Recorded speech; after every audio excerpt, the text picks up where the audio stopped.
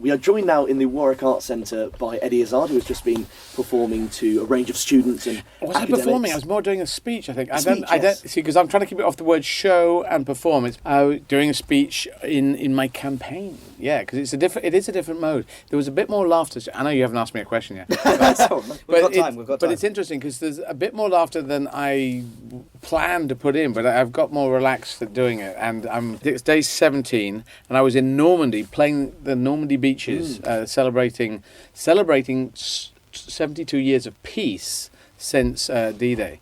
And commemorating the day and the people who fell on those days. And they fought in French, German and English. They fought in those languages, Battle of Normandy, and I performed in those languages. So I thought that's my positive thing. I'm doing a positive campaign. They talk about negative campaigning. I'm living and breathing a positive campaign. And a guy doing it in lipstick, you know. I'm a transgender guy doing this. And I toured through France. I see you haven't asked a question, but I'm answering questions that you haven't even asked. But I toured through France last year to 5,200 people in 11 cities in France in the French language. And I think that's 200 years since the Battle of Waterloo. And if Napoleon had gone, well, you know, one day the transvestite, he will come here to 5,200 people. It will be very cool, man. And I just think that's a good, positive message I'm putting out into the world. You have actually kind of semi-answered my first question. Right. But that's not a problem. But what inspired you? Because you're in Leamington this evening doing your tour in 3 languages in 3 hours. I'm coming to the German and English ones. Oh, great, because you do German? I do. Just finished my final list exams. Ausgezeichnet. Dankeschön. Ausgezeichnet is a very good German word. It means excellent. Because I have no idea what's going on. No, we're talking about you, Henry. But it's a very good word to learn. Ausgezeichnet. You have to do the TS. Yeah, it's a very tricky one. Classic German. And I tend to say and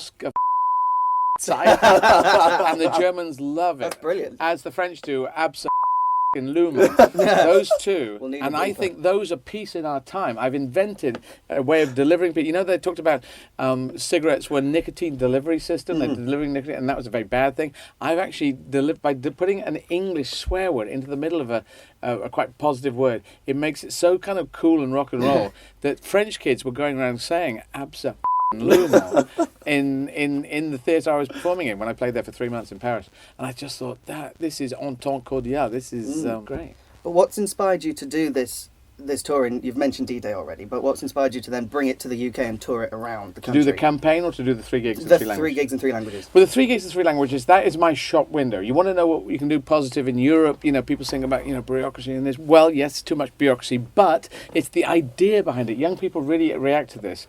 Most young people up to the age of 35 are positive about Europe because they say, they see a potential. There's people there. There's 500 million, 28 countries. You get your free healthcare all across Europe. You get low-cost flights to Europe because of the European Union. You get 0 roaming charges from next year. Absolutely 0 extra roaming charges because of the European Union. These are positive things. No visas to go on a head night, stag night. Boom, you can go straight there. No work papers if you want to go and get a job. Just go and apply for it.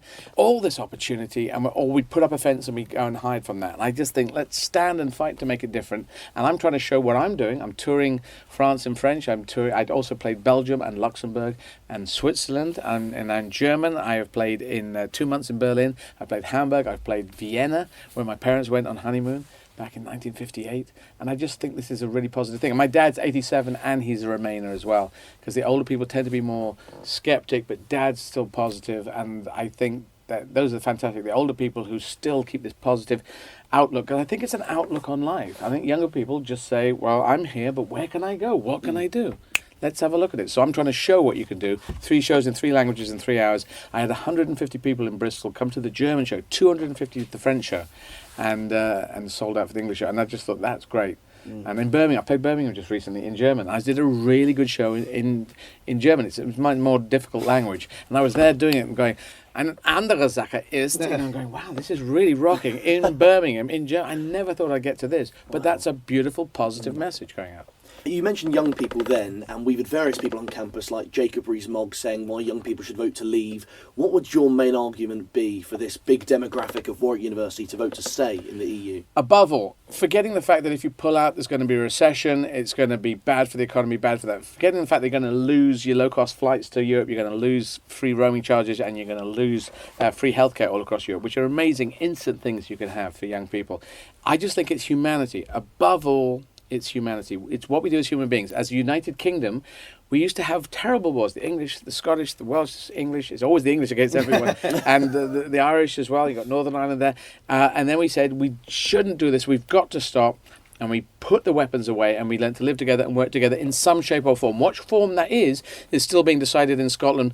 They were thinking of pulling out, but they still wanted to be part of the European Union. So that's what we're trying to do in Europe. We did wars from Alexander the Great to World War II, 2,500 years of murder. And then we stopped it. And the idea of the coal and steel agreements made in the 50s was to put our economies together so we never went to war again. We couldn't because they were all interlinked. That was the idea. Live together, work together in some shape or form. This is not homogenization. Watch an England-Scotland football match. The English are pretty English. The Scottish are pretty Scottish. Watch an England-Wales rugby match. The same thing applies. But Team GB, we come together and we're great. And then we have the Ryder Cup where it's the whole of Europe playing excellently as a team against some very good American golfers. So I just think for humanity's sake, we've got to be heading towards a world where all 7 billion people have a fair chance. Everyone, the entire planet has a fair chance. Now, everyone wants that. All the Brexit people want that as well. I don't even need to check with them. I don't even need to ask them. Michael Gove, Boris Johnson, even Nigel Farage would want everyone in the world to have a fair chance. Now, if we agree that, then how do we get there? That's the direction we've got to be heading in this century, absolutely in this century. So we've got to, surely each continent's got to start it first, and we're the first continent to ever start to do this. It's very difficult to do, but we're trying to come together, learn to work together in some shape or form, live together in some shape or form, but pulling out and setting up a border, again, is going backwards in humanity. We go forwards for humanity, not backwards and down. During this referendum period, you've tied together a political campaign with a comedy tour. Yeah. For yourself, how do you see your future? Are you going to stay more in politics, or are you going to stick with the comedy, or try and run both? I'm running for Member of Parliament in 2020. I'm running for the Labour Party NEC in, I think the voting is in July. But right now, this is all above party politics, and I'm going for the referendum. But I have said quite consistently for 6 years now that I'm running for 2020. And Sadiq Khan's just got in as mayor of London. I think that's great. That is it's a Muslim mayor. And Donald Trump is very against it. He says all Muslim people must leave the United States, which is a completely bonkers and barking idea. It just doesn't work. It's just wrong. And absolutely just wrong. And he is the only one who's on the side of the Brexit. It's him and Marine Le Pen, who's head of the National Front in France. So the extreme right-wing views people, they're the people that back Brexit. All the other, from the governor of the Bank of England, head of the CBI, World Trade Organization, IMF, International Monetary Fund. Barack Obama is pro us staying and remain. Hillary Clinton backs him up. It's only Donald Trump who's on the other side, and he's bonkers, bad bonkers. Yeah. I think people said I was bonkers for running 27 marathons in South Africa, but that's good bonkers. Good bonkers. Good bonkers and bad bonkers. And the last question, what made you decide to be the one to set up this tour? And you have a great status as a stand-up comedian and very active. What was the sort of deciding moment you thought, right, I really want to set up my own campaign for people to stay in the EU? Well, you see, I was 31, which is a million years ago now. And I went on holiday in a Greek island, and I was there, and there's a thing where on a ship out in the waters, and the guy said, you can jump aboard and overboard and swim about. And I was swimming about, and everyone was shouting in French and German and Italian, and I just thought, this is beautiful, young Europe, right here, right now. I'm going to fight for this, I said. I'm going to fight for this as an activist. I'm going to fight for this idea. And I didn't know how to do it. And I've gradually, over the last 20 years, I've tried to build up a sort of pool of positive information. I run marathons with painted nails. I tour in French. I tour in German. I've just started in Spanish. I'm a live and let live person. I can see future. I can see a positive vision of the future, and I'm trying to live it and put it forward. I think it's the only one. We've got to be heading towards a place where all 7 billion people have a fair chance, because if not, these people will be despairing. Despair is the fuel of terrorism, and hope is the fuel of civilization. Let's keep putting hope into the world. Vote Remain on the 23rd of June. Thank you so much for joining us. My name is Eddie Izzard, and you're listening to Raw 12:51 a.m. Vote Remain on the 23rd of June. Because people have to decide whether their country is Europe, in which case they should vote to remain, or is their country the United Kingdom, in which case they should vote to leave. My name is Jacob Rees-Mogg, and you're listening to Raw.